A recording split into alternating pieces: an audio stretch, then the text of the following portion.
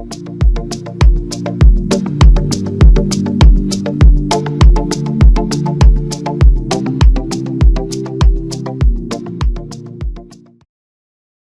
question is for 4 marks, and the topic is sketching graphs. So f is a quadratic in standard form, and g is an exponential growth function. We're asked for the values of x where the derivative of f of x times g of x is less than 0. Now we know that the derivative of a quadratic will change sign at the turning point on the axis of symmetry. And we know that the axis of symmetry is midway between the x-intercepts. So the axis of symmetry is midway between x equals minus 3 and x equals 1. That is, when x equals minus 1. So from x equals minus infinity to x less than minus 1, the derivative of f of x is positive and g is negative. So the derivative of f of x times g is less than 0. If f of x is greater than minus 1, the derivative of f is negative. However, at x greater than 0, g of x becomes positive. And so for x greater than 0, the derivative of f of x times g is less than 0. So the solution is x is less than minus 1 or x is greater than 0. The second part is for 4 marks, and we're asked to determine d and q in the exponential function gx. We're given that the graph of g goes through 0, 0 and through 1, 2. And this gives us 2 equations. 0 equals d to the power of 0 plus q, and 2 equals d to the power of 1 plus q.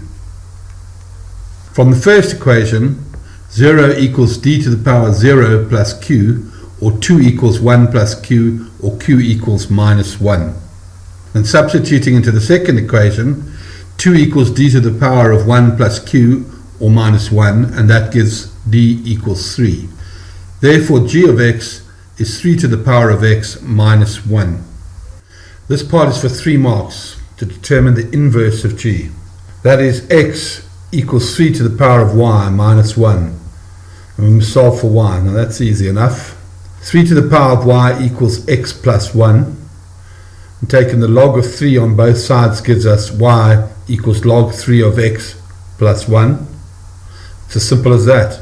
The hook is knowing that the inverse of an exponent of a number is the log to the base of that number. The logarithmic function then is the inverse of the exponential function. Question 8d, what is the domain of the inverse of g? This is for 2 marks, so expect a simple answer. In the log function, x is always greater than 0 because any positive number raised to an exponent can never be negative. And only an infinitely small exponent could yield a number of 0. So x is greater than 0, not greater or equal to 0. Solve for a, b and c in function f. This is for 4 marks. Right, we're given the roots of the quadratic as minus 3 and 1. So from the root form of the quadratic, we get f of x equals a times x plus 3 times x minus 1. Now we know from point C that when x equals 0, then f of x equals 6. So solve for a when x equals 0.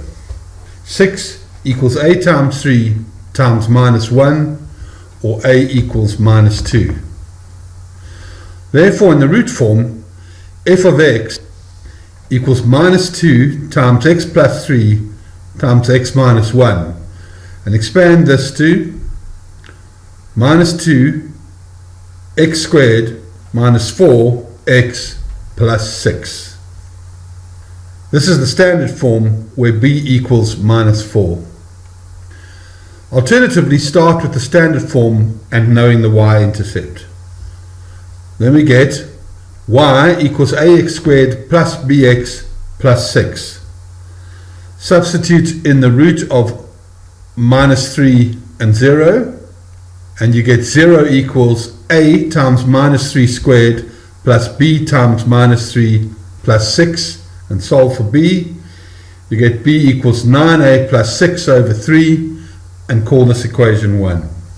Substitute the other root of 1 and 0, and you get 0 equals a times 1 squared plus b times 1 plus 6, or a plus b plus 6 equals 0. Call this equation 2. Substitute equation 1 into equation 2 and solve for a. This gives minus 24 equals 12a, or a equals minus 2. Substitute this into equation 1, and b equals 9 times minus 2 plus 6 over 3. b equals minus 4, and of course c equals 6. Question 8f for 5 marks asks us to draw the inverse of f of x. From 8e, we have f of x equals minus 2x squared minus 4x plus 6. Now, because it is a parabola, there's no inverse function. It's a many-to-one relation. So we use the table method. Now, we know that the original function goes through the root points minus 3, 0 and 1, 0, and the y-intercept 0 and 6. Therefore, the inverse must go through the points 0, minus 3, 0, 1, and 6, 0. So we can plot the inverse graph. The axis of symmetry of the original f is around x equals minus 1.